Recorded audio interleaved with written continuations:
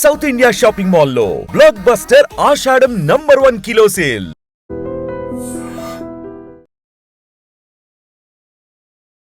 రంగారెడ్డి జిల్లా Rajendranagar police station పరిధిలోని హైదర్గూడ ఎర్రబోడలో దారుణ విషాద ఘటన చోటు చేసుకుంది. కన్న తల్లి మందలించిందని చెప్పేసి 16 ఏళ్ల సునీల్ అనే యువకుడు సూసైడ్ చేసుకొని చనిపోవడం జరిగింది. ఈ మధ్య కాలంలో యువతకి ఏమవుతుందో అర్థం కావట్లేదు. ఒకటి వాళ్ళ పేరెంట్స్ని చంపేస్తున్నారు, లేదంటే వాళ్ళ పేరెంట్స్తో గొడవపడి వీళ్ళు సూసైడ్ చేసుకుంటున్నారు. పాపం మా తల్లికి జీవితాంతం శిక్ష విధించాడు, ఇప్పుడు ఎవరి మీద ప్రతీకారం తీర్చుకుందామని సూసైడ్ చేసుకున్నాడు. ఈ 10th చదివే అబ్బాయికి ఏమైందో అర్థం కావట్లేదు. వీళ్ళ ఈ జనరేషన్ ఆ యువత ఆలోచనలు మొత్తం అదే డిఫరెంట్గా ఉంటుంది. ఏదన్నా తీసుకోలేకపోతున్నారు. ఒక మంచి కన్న తల్లి ఏం చేస్తుందండి, జీవితాంతం అంటే 9 నెలలు కని పెంచిన తల్లికి కనీసం ఆ కొడుకు తప్పుడు దారిలో వెళ్తుంటే మందలించే ఆ రైట్ లేదంటారా?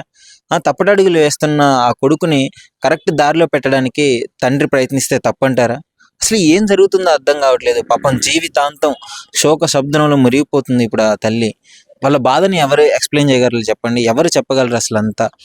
ఏం జరిగిందంటే అసలు 10వ తరగతి కంప్లీట్ చేసిన ఈ సునీల్ అనే యువకుడు చదువు అని చెప్పేసి కన్న తల్లి మంచిగే కదా చెప్పింది, చదవమని చెప్పింది.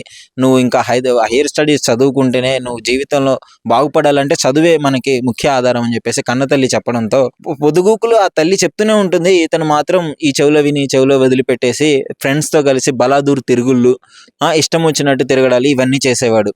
ఒకరోజు తల్లి కొంచెం గట్టిగా మందలించింది, చదువుకో, ఎందుకు ఈ విధంగా చేస్తున్నావు అని చెప్పేసి కొంచెం కోపంతో అనడంతో మనోడు కొంచెం మనస్తాపానికి గురయ్యి, అంటే కోపంలో ఏ డెసిషన్ తీసుకున్నా కరెక్ట్గా ఉండదు, అది ఖచ్చితంగా రాంగ్ ఉంటుంది. ఒక 5 నిమిషాలు ఆలోచించుకోవాలి. మనం కోపంలో ఉన్నా కానీ బాధలో ఉన్నా కానీ ఏ డెసిషన్ తీసుకోకూడదు. 16 ఏళ్ల యువకుడు తన జీవితాన్ని నాశనం చేసుకున్నాడు. కన్న తల్లిదండ్రుల్ని వాళ్ళు కొంచెం ఓల్డేజ్ వచ్చిన తర్వాత మనోడు కొంచెం దగ్గరుండి చూసుకోవాల్సిన ఆ బాధ్యతని స్వీకరించకుండా చిన్నతనంలోనే చనిపోవడం జరిగింది.